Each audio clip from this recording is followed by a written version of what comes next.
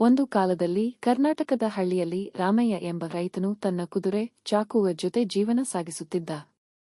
ರಾಮಯ್ಯ ಹಳ್ಳಿಯ ಅವಿಭಾಜ್ಯ ಭಾಗವಾಗಿದ್ದನು. ಅವನು ಒಂದು ಸಣ್ಣ ಹೊಲದಲ್ಲಿ ಬೆಳೆಗಳನ್ನು ಹಬ್ಬಿಸುತ್ತಿದ್ದ. ಅವರ ಜೀವನ ಸರಳ ಆದರೆ ಸಂತೋಷದಾಯಕವಾಗಿತ್ತು. ಅವನು ಪ್ರತಿದಿನವೂ ಬೆಳಿಗ್ಗೆ ಚಾಕು ಇಲ್ಲಿಗೆ ಕರೆದೊಯ್ಯುತ್ತಿದ್ದ. ಈ ಕುದುರೆ ಅವನ ಕೆಲಸವನ್ನು ಸರಳಗೊಳಿಸಲು ನೆರವಾಗುತ್ತಿತ್ತು.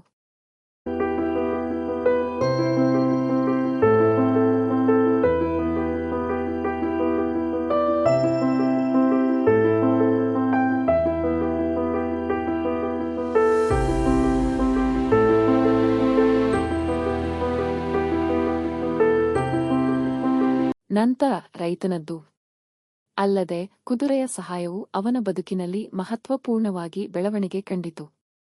ಹಸಿರು ಹೊಲಗಳಲ್ಲಿ ಕುಳಿತು ಚಾಕು ಕುದುರೆಯ ಬಲವನ್ನು ಅನುಭವಿಸುತ್ತಿದ್ದ.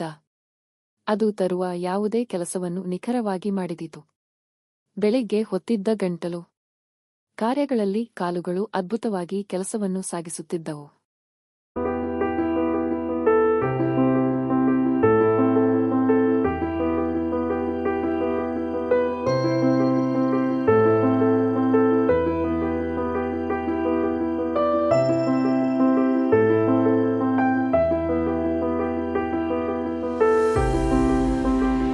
ನಾಗರಹಳ್ಳಿ ಎಂಬ ಒಂದು ದೊಡ್ಡ ಹಳ್ಳಿ ಸಮೀಪದಲ್ಲಿ ಒಂದು ದೊಡ್ಡ ಹೊಲವೇನು ಅವಶ್ಯಕವಾಯಿತು.